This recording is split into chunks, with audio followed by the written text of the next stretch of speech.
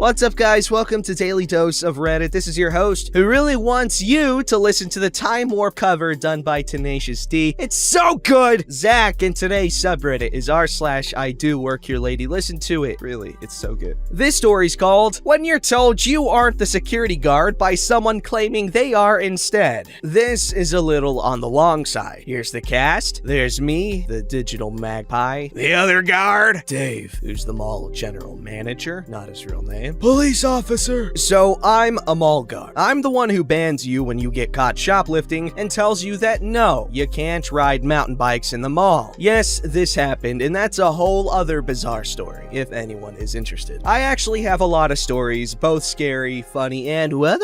This happened about a week ago. I was pulling a 17-hour shift that included the overnight. The mall is guarded 24/7. About 11 p.m., I was doing a patrol around the inside of the building. We had some workmen doing maintenance work and in one of the food court restaurants, and I had to keep an eye on them as well as my usual rounds. Walking into the food court, I was waved over by the night janitor. There were 2 cops with them. The only way in at that point was through a back entrance we had left open for the workmen. We've had some ongoing issues with the local department, and I was somewhat annoyed to see them just coming in again without trying to contact security first, but whatever. Police officer asked me about a silver truck with a light on the top, like a security truck, driving around the property. They knew it wasn't one of the security trucks, which are white. They also have large decals on the side that are hard to miss. I had no clue what they were talking about. I hadn't been outside in the last hour, so as soon as they left, I immediately double-checked that the mall was secure. It's an important part of my job to make sure no unauthorized vehicles or individuals are in the mall parking lot overnight, so after that, I headed out. I found the truck quickly. I'd have to call it dark gray rather than silver, but whatever. When I got up to the truck, there was a company name I'd never heard of. The name underneath that I assumed was the name of the guard himself, and a phone number. I won't give any more details than that for obvious reasons. However, the security company was one I had never heard of and was in no way associated with the mall. I asked him if I could help him, and the other guard just lobbed the exact same question back at me. I informed him that I was mall security, that he was on private property, and I needed him to leave. Other guard told me that he, in fact, was security, which was a bit confusing to say the least. I again identified myself as mall security and informed the man that if he didn't leave the premises, I would call the police. Other guard responded, insisting that he was going to call the police and have me removed from the property for trespassing. At no time did he identify himself or give any reason for his presence on the property beyond insisting that he was security. He was extremely annoyed by my questioning and became increasingly combative and aggressive in his tone. He did not, however, at any time exit his vehicle, and I kept well back for obvious reasons. I'll pause here to say that I am a female and on the short side. People generally judge me as being in my late 20s, although I'm a good bit older. This guy was a large man who I put in his late 30s or early 40s. So while he didn't exactly say, "Run along, little girl, and leave security to men," it was heavily implied by his tone and attitude. Ladies, you know what I'm talking about. So I called the police. It was about midnight at this point, but procedure is procedure. As soon as I got off the phone with dispatch, I had to call first my direct boss and then the general manager to inform them of the situation. Neither of them knew why some guy from another security company would be there. The general manager, who we'll call Dave for the purposes of this narrative, said he wanted the guy off the property. Other guards shouted something I couldn't understand at me while I was on the phone with Dave, though the tone was aggressive. Dave could hear him yelling over the phone and said to stay well back. I agreed entirely. By the time I got off the phone, other guard had rolled his window up again and appeared to be on the phone himself. Police officer called me at this point. He asked if this was about the truck they had told me about. When I confirmed this, he told me that they had, and I quote, caught up to the driver and that he had claimed to be a private security hired by one of our anchor stores to watch it overnight. I called Dave with the information and also texted him the number on the truck. Calling the company, Dave was told that the store had indeed hired private security without getting permission or even bothering to inform us. Before I go further, yes, the store in question rents their individual space. If they had hired a guard to be within that space, I would have nothing to say to it, and neither would the mall. This isn't the case. In fact, the guard they hired isn't allowed inside their store. store. He was hired to watch it from outside, on property that is the mall's, not the store's. Individual stores are not permitted to use mall property beyond their rented space without prior authorization. It's in their contracts. After speaking to the company, Dave called me back. He said that the whole thing would need to be sorted out in the morning, but for that night, the guard could stay. However, it was on sufferance, and he was to remain in his vehicle at all times, and to stay only in the parking lot directly by the store, not driving around the whole mall parking lot like the cops had seen him doing. I attempted to relay these instructions to the other guard. Although he did briefly roll his window down again, he continued to refuse to listen to anything I said. When I tried to speak to him, he talked right over me very loudly, saying he just talked to his boss and everything's fine, so I was to again run along. He seemed to like that phrase. I tried to insist that I needed him to listen to me, but he objected, saying that he didn't have to listen to anything I said. When I tried again, he just started talking even louder to drown me out, saying he didn't have to listen to me. Then he rolled up his window again and refused, point blank, to acknowledge my presence. In the end, I had to call a police officer back and ask them to inform the guy of Dave's instructions. In the morning, there was a huge hullabaloo about it. I don't know all the details, but the store manager had a long meeting with Dave. Also, a formal complaint was issued with the company in regards to their guy. A couple of days later, I was asked by someone higher up in their company to go through exactly what happened with her. Afterwards, she apologized profusely, and we had been told that the guard in question would be dealt with, whatever that means. We never saw that guard again. I'm writing this on my dinner break, and as I type, some other guard is currently sitting out the parking lot watching the store. I'll be honest with you though, I honestly don't think other guard ever actually believed that I was security. It was chilly, it being October, so I'd thrown on a hoodie over my uniform. Still, when someone says their security involves the mall general manager and the police because you are trespassing, they might just be who they say they are. Okay, this whole scenario is pretty funny. I mean, it's really sad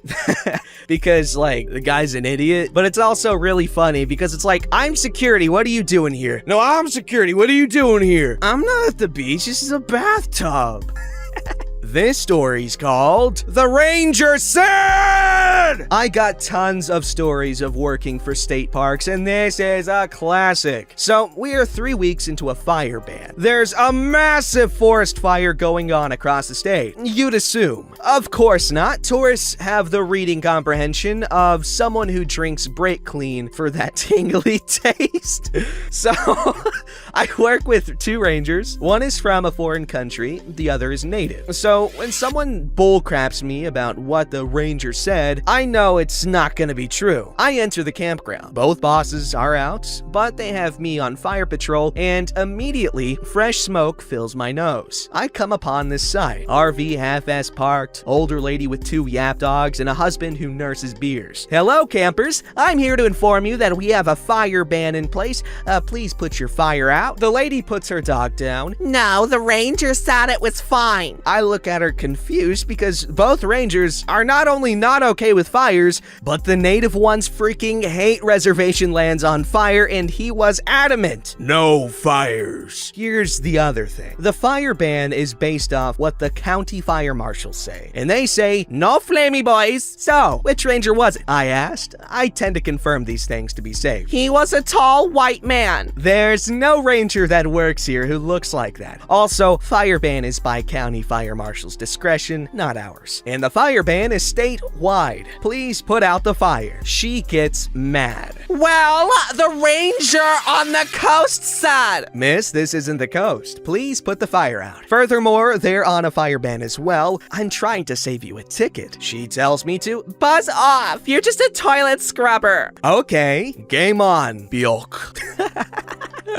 Talked to the ranger who was in charge of our park, and he was on a day off. He he was not happy about what was going on with this camper. So he got his uniform on, walked up. Hi, my employee asked you to put this fire out. The camper looked at him. No one came by, he said. Well, if you're lying, this is a $5,000 fine and 5 years jail time. On top of that, I'll have to summon DNR to put this out, which is an additional $5,000 fine. She went flush, realizing I was saving her $10,000 and jail time. Come to think of it, an employee kinda came by and said something. We'll put it out right now. Boss goes back in his truck, went back to the station to drop everything off, told me what happened, did the attaboy bits, and went back to his day off. Next day, we got a nasty gram from her, where she wrote this very long, angry letter of how I'm stupid, lazy, fat, filthy, overpaid, and even insisted that the park stop hiring mentally disabled people. Now, I have autism, but you really wouldn't know unless you've been around me, but that kinda hurt. She got banned from all the parks after this. Basically, ranger runs your plates and you get a fine for trespassing. Edit. I am not a park ranger, I was a park aide. Think characters from regular show. Oh damn, a throwback.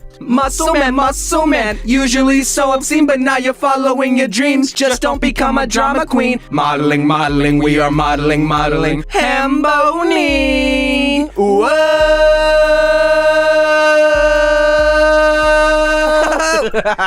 This story's called Karen Shouts and Threatens to Drag Me Off a Locomotive. This was a very long time ago now, a good few years. I used to work on a narrow gauge steam railway local to me. I was training up to become a fireman, a stoker if you're American, I think. So I was technically a trainee cleaner at the time. It's complicated, but had a few footplate trips to learn the ropes on how to fire each locomotive, as no two engines behave the same, even if they are the same exact type of locomotive. So the driver hopped off the footplate as we weren't due out for another 20 minutes, leaving me and the fireman on the loco chatting about different firing techniques. When the injector, the special bit of kit that uses steam to force water into the boiler, started making some very loud noises that it's not supposed to make, the fireman hopped out of the cab to have a look at what was going on, grabbed a hammer, adjustable spanner, and started tinkering away. Now, I was wearing full cover overalls and a flat cap, but due to the heat of the summer, I had unzipped the top half of my overalls so my t-shirt was visible. It was about 30 degrees Celsius outside, which is hot for England. Also, bear in mind that I'm literally stood next to a raging coal fire as well. I can't see the water level in the gauge glasses, so I open and shut the gauge valve quickly so I can see the water bounce around in the glass to see where the level is. What are you doing, Vat? Get down from there!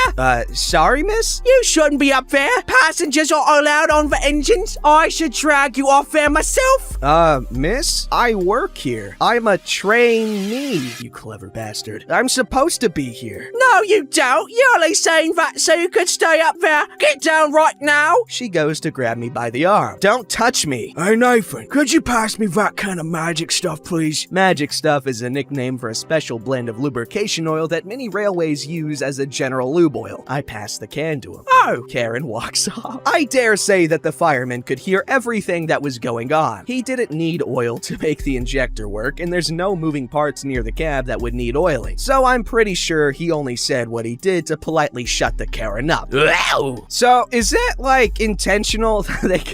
I'm a trainee. That's just their could be apprentice, could be anything, but he goes by trainee. I love it. This story's called I Am 25, Not 15. When I was 25, I had a job at an intermediate high school, 9th and 10th grade students, as the administrative assistant in the counseling office. A few times a week, I would fill in at the main office to cover lunch breaks or help during busy times. On this particular day, the phones were going crazy and several parents and students were waiting at the front counter. I finished a call and moved on to the counter to start helping. How can I help you? Oh, are you a student? Never mind. I'll wait until Mrs. Older's secretary is available. I said okay and began helping others. It was easily 5 minutes before the other secretary was available to help this parent, so she just waited. Apparently, she was oblivious to the fact that I was answering everyone else's questions with ease, was wearing a staff lanyard and name badge, and also wearing a wedding ring. I might look young, but those should be dead giveaways that I'm not a 14 to 15-year-old student in this particular school. Mrs. Older's secretary asks what she needs. I need this specific form for my students. How do I do that? Oh, Mrs. Younger secretary here does all of those. She can help you. Parent turns bright red and just stares at me. Then had the nerve to say to Mrs. Older secretary, Are you sure you can't help me? "No, ma'am. I'm the only person authorized to do that form. If you don't mind waiting for another 10 minutes, I can go back to my office and get it for you." 15 years later, that woman still gives me dirty looks when she sees me out in the community. I'm still not sure why. I was perfectly polite even when she thought I didn't work there.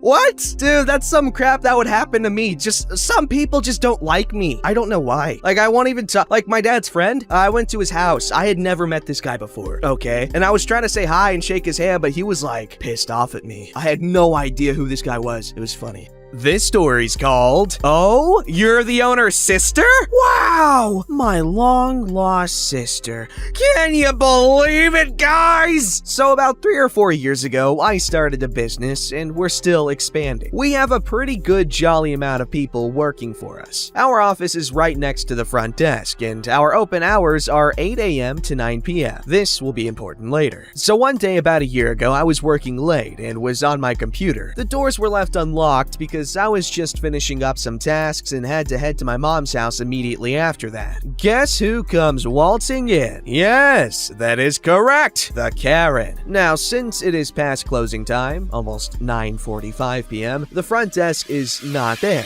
Karen immediately starts yelling drastically for the front desk. "Front desk! I need a pass!" I get up to go and confront her.